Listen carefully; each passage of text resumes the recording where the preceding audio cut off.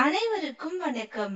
இன்றைய பாடத்தில் வர்த்தக கருவிகள் மற்றும் அவற்றின் பயன்பாடுகள் பற்றி அறிந்து கொள்வோம். பல்வேறு வகையான தீமைகள் உட்பட பல்வேறு கைக்கருவிகளின் பயன்பாட்டை விளக்குவோம். குறிக்கோள்கள்: இந்த பாடத்தின் முடிவில் நீங்கள் பின்வருபவை செய்ய முடியும்: பரிமாணங்களை அளவிடவும் குறிக்கவும், அளவுகோல், ஸ்கிரைபர் மற்றும் வகுப்பியை பயன்படுத்தி வில்வட்டங்களை பிரிக்கவும், பல்வேறு வைஸ்கள் மற்றும் பல்வேறு கைக்கருவிகளின் பயன்பாட்டை விளக்கி காட்டவும் முடியும். இன்று நாம் ஒரு அளவுகோலை பயன்படுத்தி பொருட்களில் பரிமாணங்களை துல்லியமாக, முழுமையாகவோ அல்லது பகுதியாகவோ அளவிடுவதற்கான திறன்களை வளர்த்துக் கொள்வோம். நீளங்களை திறம்பட அளவிட எஃகு நாடாவை பயன்படுத்தவும். ஒரு ஸ்கிரைபரை பயன்படுத்தி பொருட்களில் குறிப்பதை செய்து, ஒரு வகுப்பி கருவியை பயன்படுத்தி வளைவுகள் அல்லது வட்டங்களை துல்லியமாக பிரிக்கவும். எஃகு விதி மற்றும் எஃகு நாடா மூலம் அளவிடுதல்.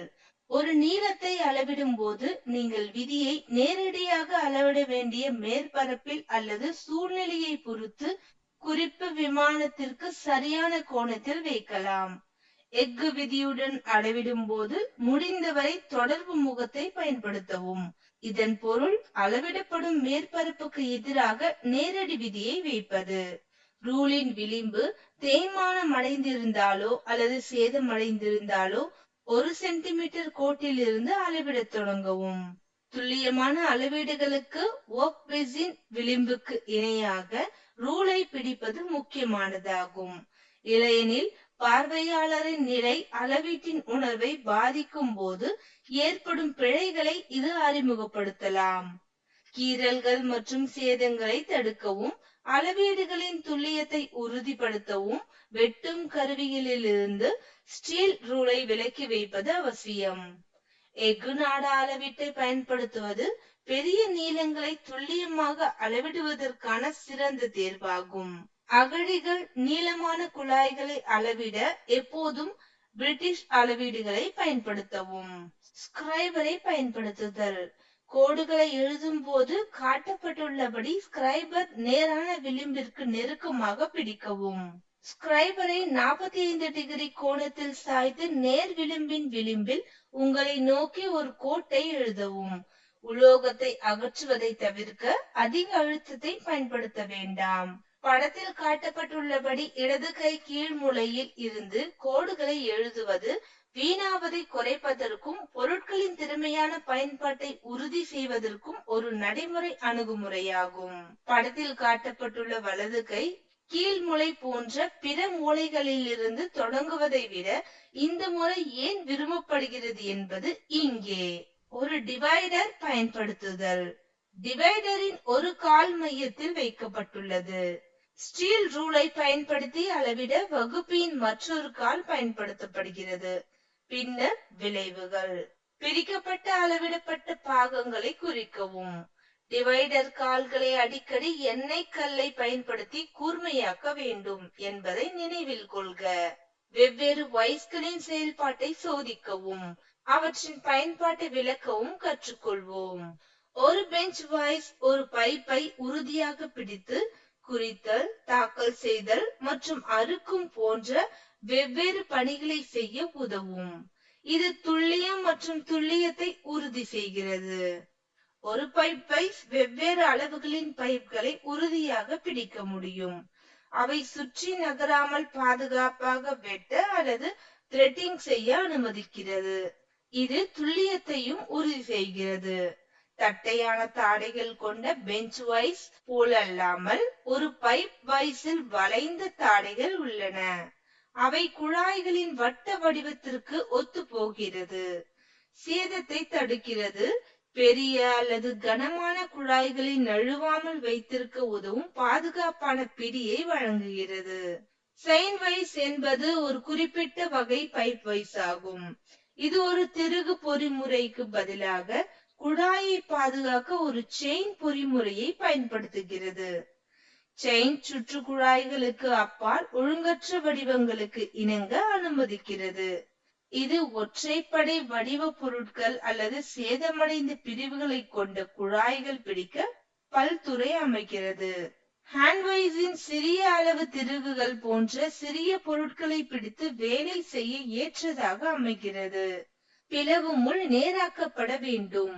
பிளவு முள் விடுவிக்க ரெக்கை நட்டை தளர்த்துகிறது. ஒரு செயின் பைப் ரெஞ்ச் குறிப்பாக இறுக்கமான இடங்கள் அல்லது மோசமான கோணங்களில் பைப்களை இறுக்குவதற்கும் பைப்களை பிடிப்பதற்கும் திருப்புவதற்கும் வடிவமைக்கப்பட்டுள்ளது. செயின் ரேஞ்ச் தலையை 50 மில்லிமீட்டர் விட்டத்திற்கு மேல் உள்ள பைப் பிட்டில் வைக்கவும். பற்கள் குழாயை பிடிக்கும் வரை செயினை பயன்படுத்தி குழாயை பிடித்து பின்னர் குழாய் பிட்டை உறுதியாக பிடிக்கும் வரை இறுக்கவும். லைக்வைஸ் என்பது கனமான பொருட்களை கையாள வடிவமைக்கப்பட்ட கனரக கடமை கிளாம்பிங் கருவியாகும். சுத்தியல் அடி தேவைப்படும் வேலைகள் பொதுவாக ஒரு கால்வைஸில் வைக்கப்படுகின்றன. லைக்வைஸின் முக்கிய பாகங்கள் பின்வருமாறு: solid jaw, movable jaw, threaded jaw, spindle, spring, pivot, leg, clamp. இனி நாம் பல்வேறு கைக்கருவிகளை திறம்பட பயன்படுத்தவும், வெட்டுவதற்கு எக்ஸாவை பயன்படுத்தவும், உளியை பயன்படுத்தி சிப்பிங் செய்யவும், டை ஸ்டாக்கை பயன்படுத்தவும், வெளிப்புற நூல் வெட்டுதல் மற்றும் உள்நூல் வெட்டுதலுக்கான தட்டுதல்களை செய்யவும் கற்றுக்கொள்வோம். கட்டையை பெஞ்ச் இடுக்கியில் பிடித்து பொருத்தமான கோப்பை தேர்ந்தெடுத்து அதற்கேற்ப கோப்பு செய்யவும். கட்டையை பெஞ்ச் இடுக்கி மீது வைத்து பிடித்துக் கொண்டு சுத்தியலை படத்தில் காட்டப்பட்டுள்ளபடி சரியாக பிடித்து தூண்டுவதை தொடங்குங்கள். சென்டர் பஞ்சை உறுதியாக பிடித்து கட்டையின் மீது வைத்து பிறகு தேவைக்கேற்ப குத்தவும்.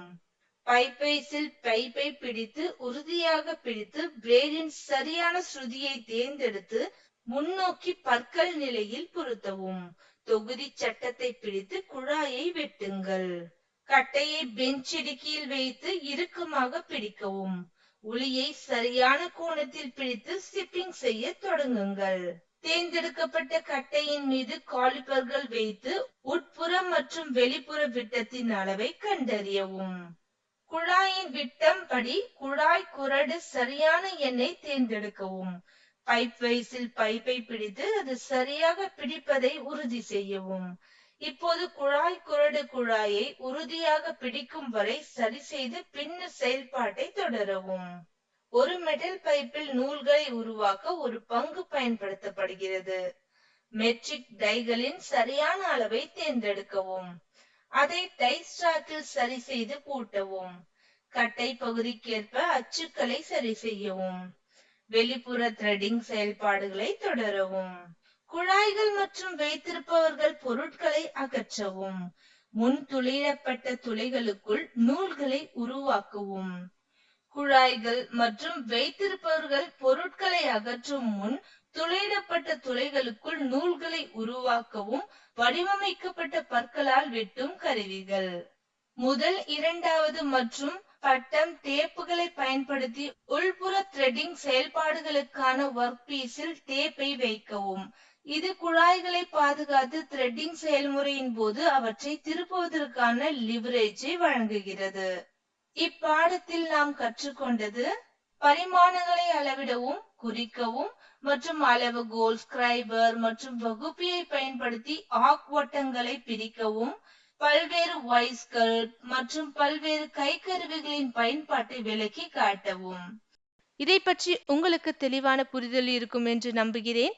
அனைவருக்கும் நன்றி. அடுத்த வீடியோவில் சந்திப்போம்.